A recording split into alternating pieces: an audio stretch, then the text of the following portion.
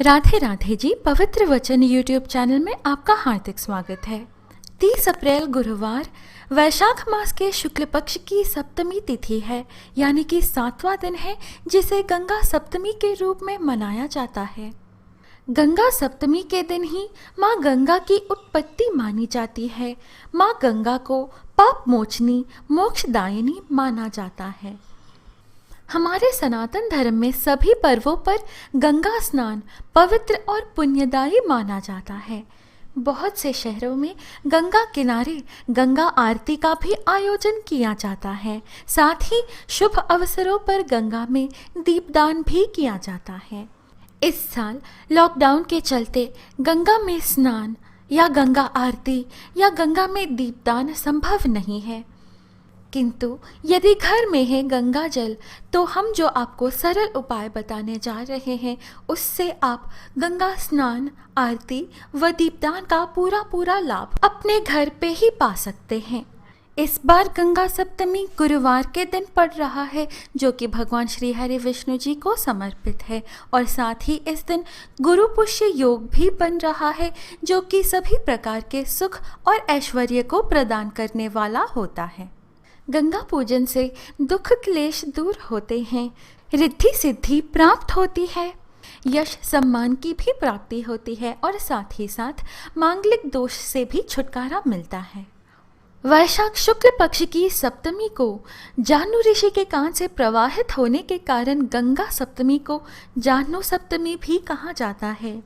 जाह्नू ऋषि की पुत्री होने के कारण गंगा मैया का एक नाम जाह्नवी भी है। आज के दिन गंगा मैया को अपने तप से पृथ्वी पर लाने वाले राजा भगीरथ जी की भी पूजा की जाती है।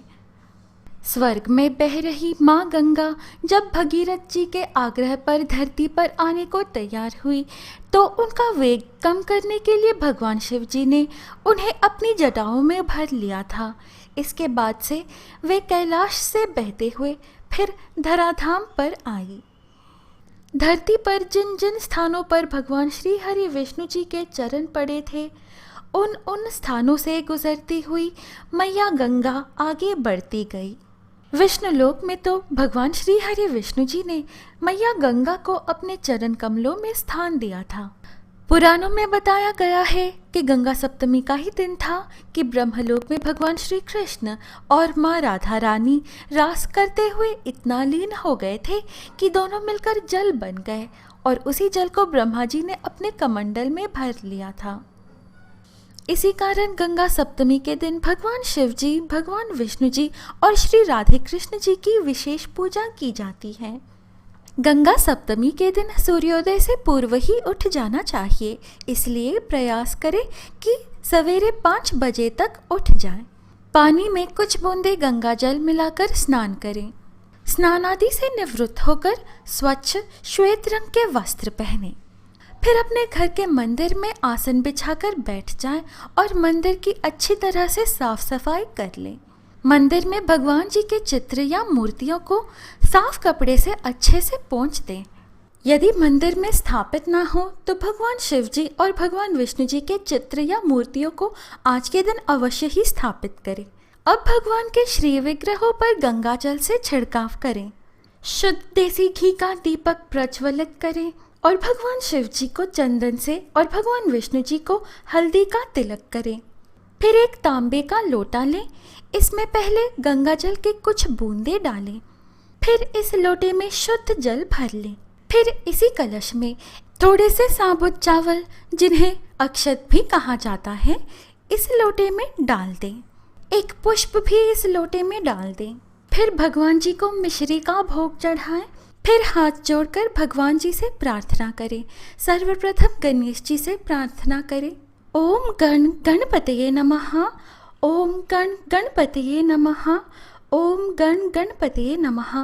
इस प्रकार इस मंत्र का 3 बार जप कर भगवान श्री गणेश जी की पूजा करें।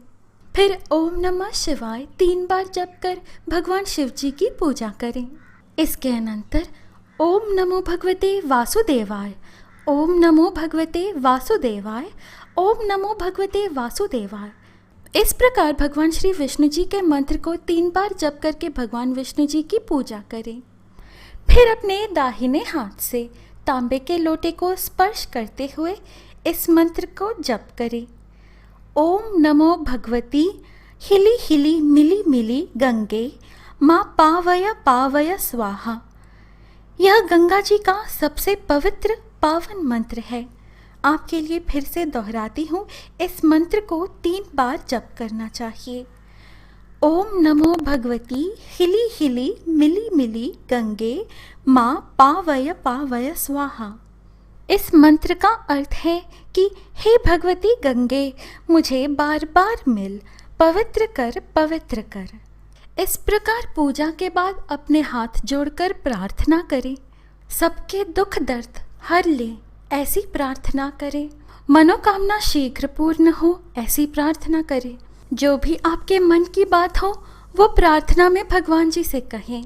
इस प्रकार पूजा और प्रार्थना करने के बाद 2 कपूर की टिकिया और 1 लौंग लेकर भगवान भगवती की आरती करें। आरती के अनंतर कलश में जल को पुष्प के सहायता से अपने और अपने घर के सभी सदस्यों पर छिड़काव करें। आप चाहें तो इसी जल को आप प्रसाद के रूप में थोड़ा सा ग्रहण भी कर सकते हैं। इस प्रकार घर के सभी सदस्यों पर कलश के जल से छिड़काव करने के बाद सबसे पहले अपने घर के मुख्य दरवाजे पर इस जल से छिड़काव करें। मुख्य दरवाजे के दोनों तरफ अच्छी तरह से इस जल से छिड़काव करें। घर में ऊर्जा का प्रवेश मुख्य द्वार से ही होता है। इस प्रकार अभिमंत्रित पवित्र जल से मुख्य दरवाजे पर छिड़काव करने से घर में केवल सकारात्मक ऊर्जा ही प्रवेश करती है। इसके बाद इस पवित्र जल को अपने नेत्रों पर या अपने शरीर में जहाँ पीड़ा हो वहाँ लगाकर आराम पा सकते हैं। बचे हुए जल को तुलसी जी के पौधे में डाल दें, अन्यथा किसी और पात्र में जल को डालकर अपने बालकनी या छत पर पक्षियों के लिए रख दें। यह बहुत ही पुण्य का काम है।